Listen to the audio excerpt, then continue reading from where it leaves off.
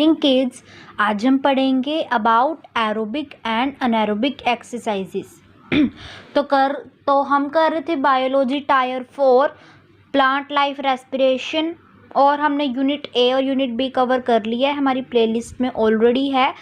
आज पिछले 2 लेक्चर्स के अंदर हमने पढ़ा कि रेस्पिरेशन क्या होता है, रेस्पिरेशन के टाइप्स कितने हैं, और दोनों ही एरोबिक और अनएरोबिक रेस्पिरेशन में क्या डिफरेंशिएशन है।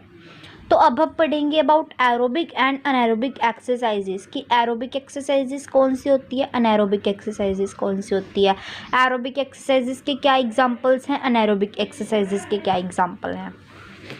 तो इस लेक्चर के दौरान आप सबको एरोबिक और अनएरोबिक एक्सरसाइजेस के नेम्स, उनके अंदर डिफरेंस, बेनिफिट्स और इम्पोर्टेंस पता चल जाएगा।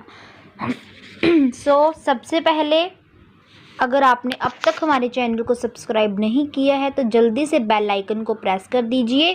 5 4 3 2 1 एंड 0।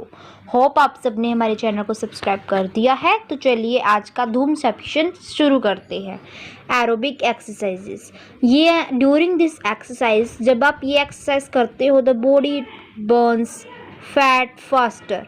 आपका जो बॉडी है, बॉडी का जो फैट है, आपका जो आपका मोटापा है, दैट बर्न्स फास्टर, वो जल्दी से जल्दी घटता है than other type of exercise, other type of exercises को छोड़ के, बाय यूजिंग एनर्जी यहाँ पर लगती है। If the body is supplied with enough oxygen for this process it is called in aerobic exercises.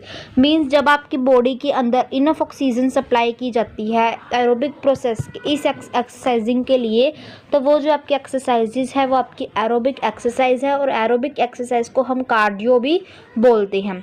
Aerobic means involving और requiring free oxygen.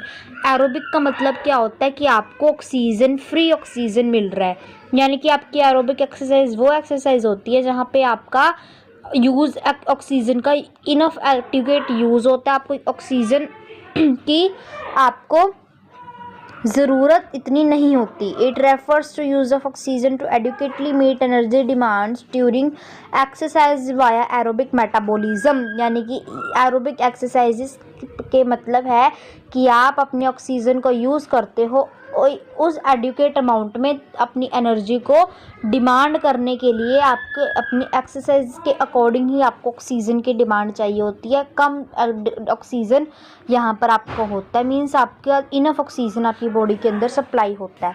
An example, अगर हम एरोबिक एक्सरसाइज के अगर हम एग्जाम्पल की बात करें तो when we are doing an activity at a low intensity level where breathing is easy, the muscle have all the oxygen they need and we are not particularly breathless when the sport is finished। यानी कि इसके अंदर हमारा खूब ज़्यादा सांस नहीं चढ़ता है।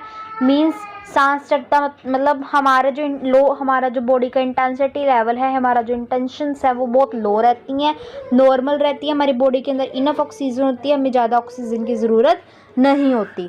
फॉर एग्जाम्पल, अगर आप चलते हो, आप वॉकिंग करते हो, तो वॉकिंग आप बोलते हो कि मुझे घूमने जाना है, और घूमने के बाद आप सांस तो नहीं चढ़ती आपको, या फिर क्या कह सकते हैं, आपको इतना ऑक्सीजन की ज़रूरत नहीं होती। लेकिन अगर एक दूसरे टाइम पर अगर आप डंबल्स वगैरह उठाते हो, आप लिफ्टिंग करते हो, आप हैवी वेट उठाते हो, आप स्किपिंग करते हो, उसके लिए आपको ऑक्सीजन की भी अमाउंट चाहिए, और ये आपको हाई इंटेंसिटी लेवल भी है इसका।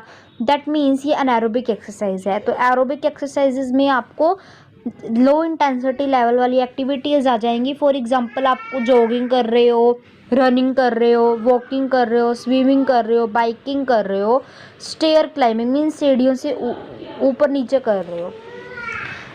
अनएरोबिक एक्सरसाइजेज में क्या होता है, anaerobic exercise is a short lasting high intensity activity where our body oxygen demand exceed the oxygen supply available. यानी कि हमें अपनी ज़रूरत से ज़्यादा ऑक्सीजन की ज़रूरत पड़ती है, हमको जल्दी सांस चढ़ जाता है, हमें शॉर्ट इसके लिए हमें बहुत ज़्यादा हाई इंटेंशंस चाहिए। और ड्यूरिंग दिस एक्सरसाइज, इस एक्सरसाइज के दौरान glycolysis is broken into glycogen is broken into glucose occur in muscle cell without the use of oxygen in order to produce energy quickly and produces lactic acid which causes the feeling of fatigue।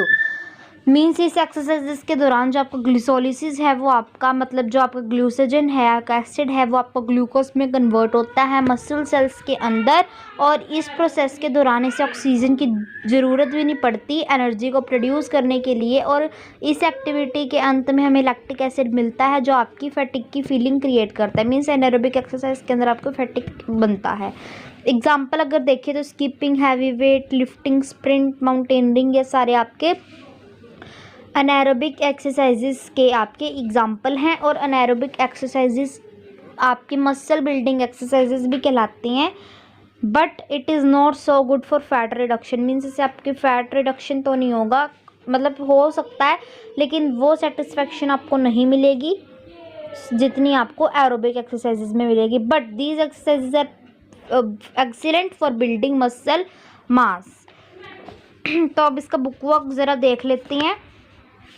Book work बहुत easy book work है इसका। Which exercise produce fatigue? It is obvious anaerobic exercise. तो इन चारों में से anaerobic exercise आपकी sprint है तो आप स्प्रिंट पर टिक कर देंगे। Physical activities involve production of lactic acid, जो आपकी फिजिकल एक्टिविटीज़ हैं मीन उसके अंदर आपको लैक्टिक एसिड भी प्रोड्यूस होता है, बीपी भी रेगुलेट रहता है, एंड इंक्रीजिंग ऑक्सीजन डिमांड भी रहती है। तो ऑल ऑफ दीज आ जाएगा। आगे आपको कुछ एक्सरसाइजेस दे रखे हैं, कुछ पिक्चर्स एक्टिविटी स्पोर्ट्स एक्टिविटीज़ दे रखे हैं आपने। अगर एरोबिक है तो आपने ए लिख देना, अगर एनारोबिक है तो AN। बहुत इजी है। आगे है आपने पेज नंबर 21 पे आपको 2 MCQ दे रखे हैं कि which of the following is short lasting high intensity activity. तो ये है आपकी वॉकिंग और वेट लिफ्ट वो है आपकी वेट लिफ्टिंग और स्किपिंग, क्योंकि इसके अंदर आपको हाई इंटेंशंस चाहिए होती हैं, हाई ऑक्सीजन डिमांड रहती है इन एक्टिविटीज़ के दौरान। Anaerobic exercises are good for building muscle and fat reduction, so both A and B। During aerobic exercise के दौरान आपको 4 ऑप्शन दे रखे हैं, आपको बताना क्या सही है। So during aerobic oxygen demand is less than the oxygen supply. Means हमारी ऑक्सीजन की डिमांड लेस रहती है ऑक्सीजन सप्लाई के कंपैरिजन में। Aerobic and anaerobic exercises can help to fight disease, help us to live a healthy life, help us to develop stamina। तो ये सारे ही activities सही हैं, क्योंकि अगर हम कोई भी एक्सरसाइज करते हैं, एरोबिक करते हैं, अनारोबिक करते हैं, आपको ये सारे बेनिफिट मिल जाते हैं। That's why aerobic and anaerobic activities are very important for a healthy fit life. Thank you students. ये था आपका यूनिट नंबर C। आगे बहुत छोटा सा टॉपिक था, 3-4 ही इसके अंदर पॉइंट्स मेन हैं। आगे आपका रेस्पिरेशन इन प्लांट्स जो हम कल के लेक्चर में डिस्कस करेंगे। तब तक के लिए टेक केयर।